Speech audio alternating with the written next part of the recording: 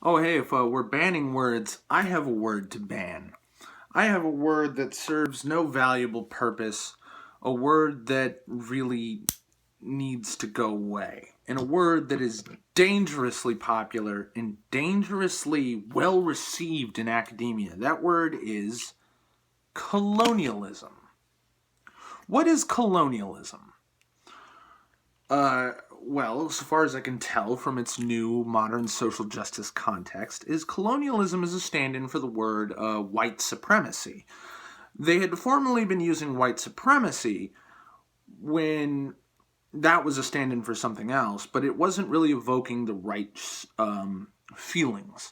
White supremacy evokes skinheads, neo-Nazis, and those people don't have much power anymore. When the Ku Klux Klan was still running around, and when it was still, 1960s and 70s, early 80s, that might have been a really powerful word. But everybody knows that skinhead groups in America are a joke, and they don't have any power. They can't get away with killing black people anymore. They don't have the ability to lynch people. These scary evocations, these evocative images aren't popping. So we got to go to colonialism, because colonialism is catching a much wider net. Okay, it's covering the British conquest of India and North Africa, the French uh, fucking up Canada and taking over parts of the Caribbean, and Spain taking over other parts of the Caribbean, and taking Portugal taking over Brazil, and the taking of all the slaves, and the oppression of all these countries, and the taking of natural resources, and the what's the word I'm looking for? The how they've taken over these countries and owned them with puppet governments, and all that. So that's centuries of scary history, very evocative images. The destruction of the Native Americans and all that horrible shit. It's all of that. And what is the purpose of that word? Well, we live in post-colonial times. World War II and the decades immediately after saw the dissolution of most of the world empires. So many states not long after that achieved independence and became other states, and states broke off of states, and countries reformed and all that shit, and colonialism was over, at least as a global phenomenon. Uh, but we're hearing that word more. Colonialism, colonialist. It's showing up in academic papers, scientific papers. Colonialism. What does that word mean? I just mentioned how it replaced white supremacy. What did that mean in the social justice context? It means sins of white people. And I would hope you're asking now, sins of white people. Okay, yeah, I know people with white skin did bad shit all throughout history, but what does that have to do with me? Well, it has to do with your power in your white skin. You'll never get away with that, Trey Melvin. Power in your white skin. This skin is like a scarlet letter, a curse. With this skin, Christopher Columbus overthrew Tenochtitlan in Mexico and fucking destroyed that Mayan Empire. With this skin, Cortez. Yeah, that's what I meant to say. Cortez did that in Mexico, and Columbus fucked up all this shit and fucking took all these slaves. And with this skin, smallpox was spread across Native America, and with this skin, slaves were kept and driven to southern plantations and cotton fields. And with this skin, the British Raj took over India. And with this skin, I am holding the skin, the cursed skin. It's right here. All throughout history, this skin right here on your camera did all that shit.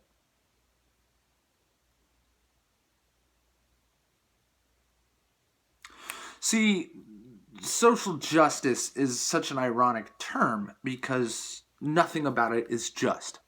We live in an egalitarian, meritocratic democracy. Okay? The rules apply to everyone equally.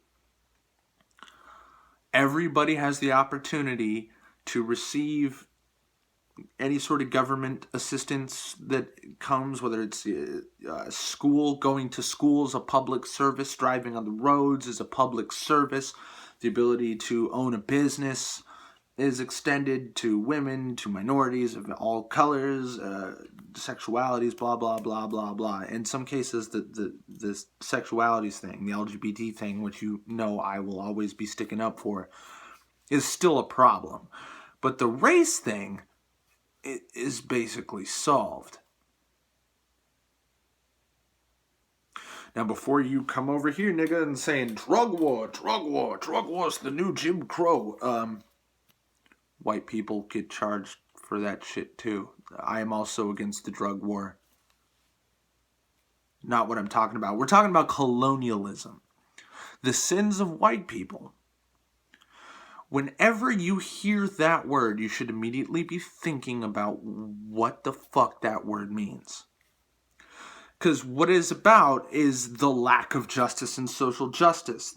That you and me and everybody else with this skin, which is very, very white in this current lighting, are culpable, responsible, liable for all shit done in colonial times.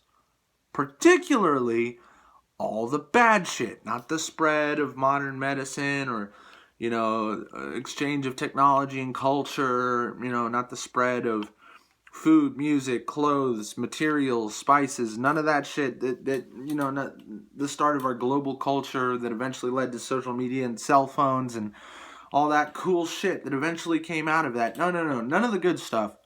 The bad stuff. The slavery, the massacres, the rapes, the theft. Culpable. Me, America's Most Wanted for being a colonialist, white caveman, Neanderthal, Tom, toilet seat complexion individual. And yet this word actually means something in colleges. And in fact, that may be easy for you as an audience member of mine to take, that colonialism is bullshit. But you should also keep in mind that so is diversity. There is no inherent value in diversity. It is preferable that people with different experiences, different backgrounds, become part of a group. Now, it's not necessarily true that somebody with a different skin color than mine, or a different race or ethnicity of mine, would have that enriching extra experience. It's not necessarily true that they would be any different than me. They could be in the same wealth class. They could be in the same tax bracket. They could be from the same town.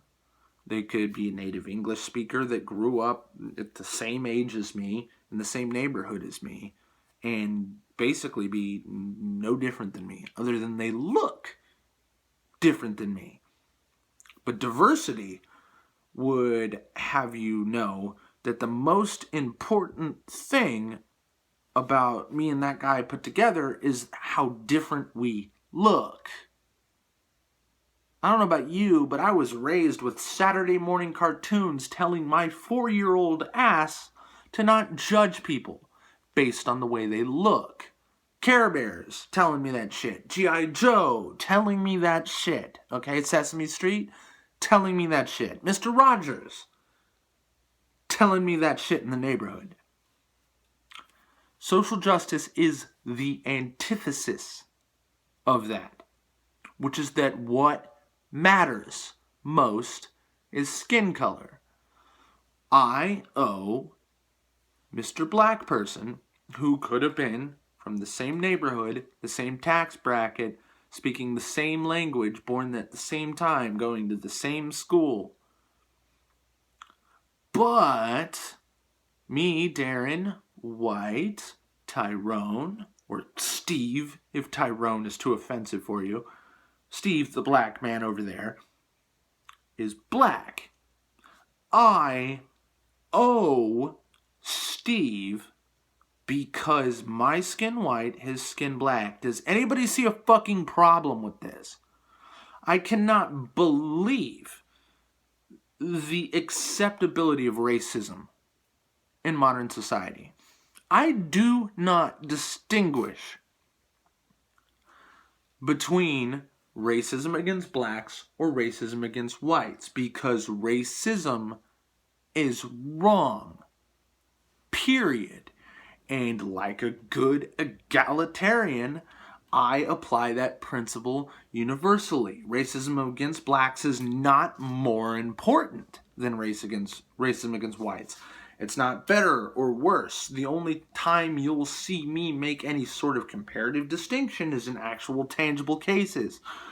Bitch calling me a colonialist Neanderthal Tom is in fact not as important as black person beaten to death or hung or shot to death by some dude with a Confederate flag on the back of his truck.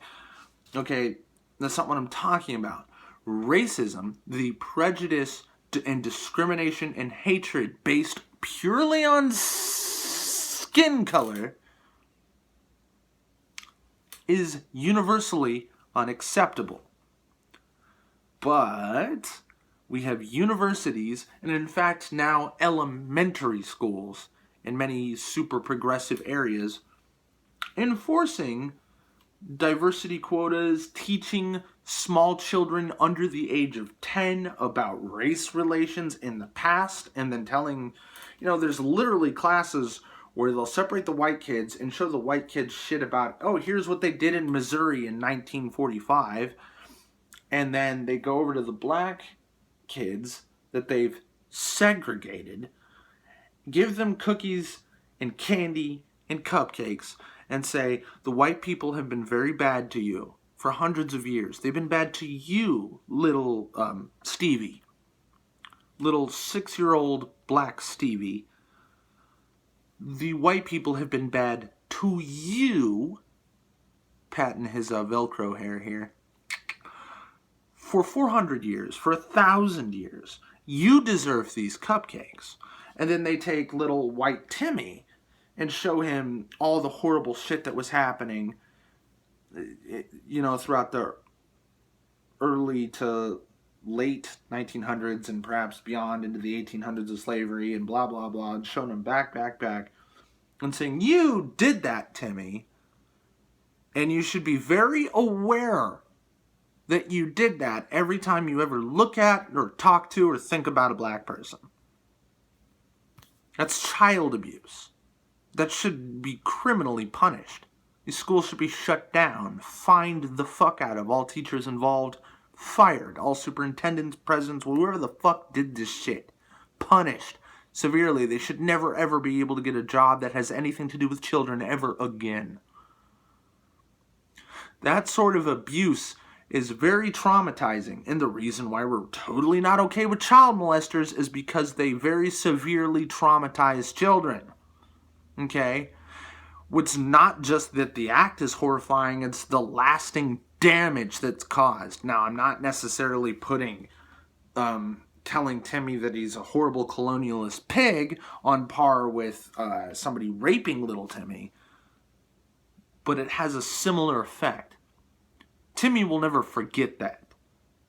Timmy will never forget that he is a bad person because his skin is white.